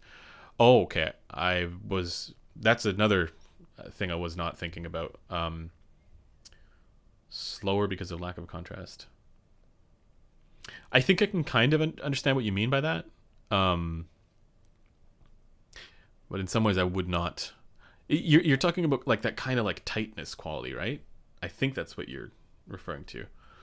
At least that's how it's always been for me. And in that sense, planars I find typically are better. And where that is in frequency response, your guess is as good as mine. But I would expect it would have to do with something in the bass and lower frequencies being more linear. Fast relates to bass first. Yeah. Okay, I think we're talking about the same thing. Yeah. I think if anything, it would be in the lower frequencies.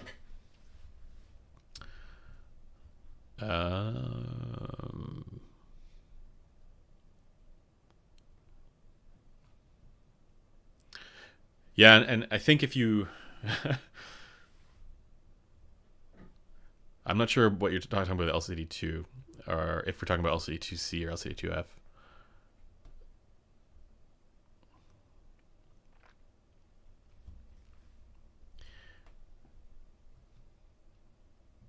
Would true speed not be how close it here? We're getting into good questions here this time, guys. I appreciate this. You guys are helping me along.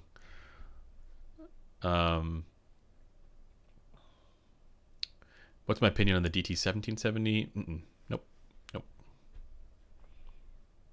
I wouldn't get that over a K371 as an example.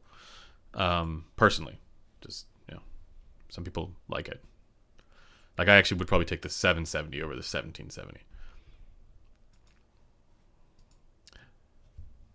But yeah, getting back to this one here, would true speed not be how close it adheres to the original recording? For example, how tight the timings are and the accuracy of decay relative to that of the recording. So, there's like it's a lot of terms that are real terms in the recording world get sort of co-opted into the audiophile space that don't necessarily track with any particular thing acoustically going on. However, because they get used as descriptions of experiences, it can kind of, if you're in that world, it can actually make sense. Like so, if you've kind of read some of the descriptions and the ways that people are using these terms, it can actually make sense. And so, when people are talking about equipment like headphones as being faster, right? I think they're talking about things like the tightness or the immediacy of the initial leading edge. That's how I've kind of tried to describe it. They talk about transient response, which is a thing in recording, right? But I think they're meaning it. I think they're meaning it as a description of an experience. At least that's how I've always interpreted this stuff. I don't think there's that many people who are, or maybe there are, but I don't think that there's that many people who think that there is such a thing as like a detail slider, where you can just scale it up, right? It's more that these are just you're hearing the nuances, you're hearing things, and those are related to real acoustic properties. But the descriptions that you're giving are not of those acoustic properties. They're descriptions of the experience, which you can use whatever terms you want.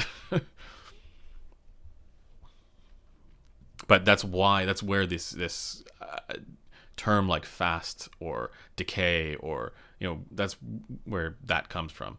A good example of this would be Crin's article on the tonal technical dichotomy, where he talks about kind of like attack, sustain, and decay. I can't remember if those were the exact terms, but he gave sort of a visual sense of that, and a description of what that experience is like. And I think he got kind of like criticized for this from the objective side of things, but I don't think he was describing anything unique about what's going on with frequency response or anything like that that's there in the measurement or something that we could point to and say this is what that is. He knows that it's not CSD or waterfall plots. He knows that it's not impulse response and any of that stuff. I think he was just describing an experience, what the experience sounds like of when something is fast versus when something is slow. And I think that there's every reason to suspect that stuff is also in frequency response. And this is why, like, I think the biggest disconnect between the like objectivist and then the subjectivist, that debate, I think it has to do with kind of talk like ships passing in the night, like talking against one another. The objectivists will say, or the subjectivist will say, oh, all the detail is amazing. The objectivist will say, but what is detail? Show it to me. And then the subjectivist won't be able to do that. But they're going to say, well, you're just not measuring it, right? Well, they probably are measuring it, but they're not analyzing it in terms of those things. And so if I look at, maybe I can pull up a frequency response graph here. Let me see what I can find. Let's find something. I don't know. What are we going to find here? HE6? Nope. My point is going to be that there's much more going on in... Oh, Jesus. I have way too many graphs going on here right now. Okay.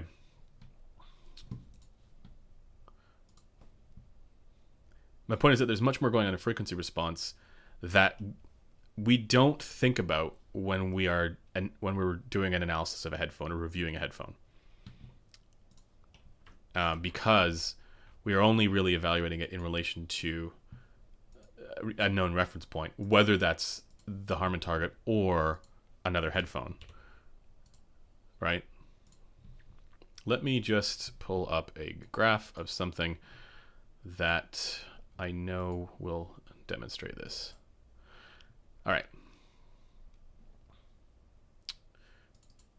Sennheiser HD100S. Let's get the colors right.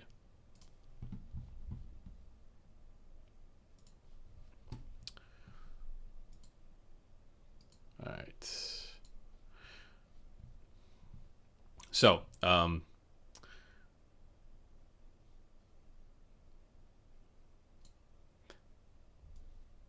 when the subjectivist person says, I hear something as being more detailed or more space, soundstage. Let's do that one.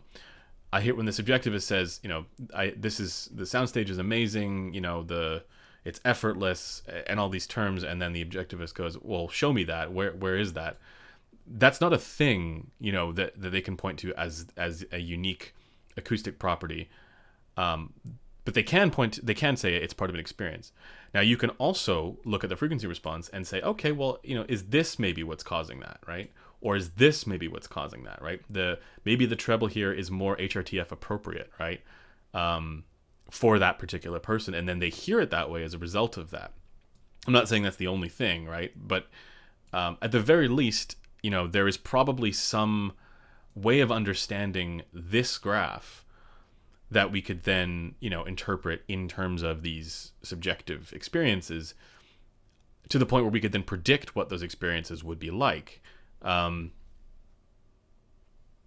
More than just saying the tonal balance here is going to be normal or not, right? Because that's really all we're doing when we're doing a comparison. We're saying, okay, it's normal. It's normal in some places. It's not normal in others. How far from normal is it? And that's the limitation of evaluating against targets. But I did this in a video, right? Here's the apples to apples comparison, right? That's if it were smooth to the same degree, or actually this is even that's 1/3. Or no, 1/2. Yeah, that's right. If it were smooth to the same degree, you would get roughly a result like that, which is not that, it doesn't look as crazy. So the problem is that we don't know what, hold on a second. We don't know what, let me go even further, what this should be for the target on its own. And that was my soapbox that I stood on in that video.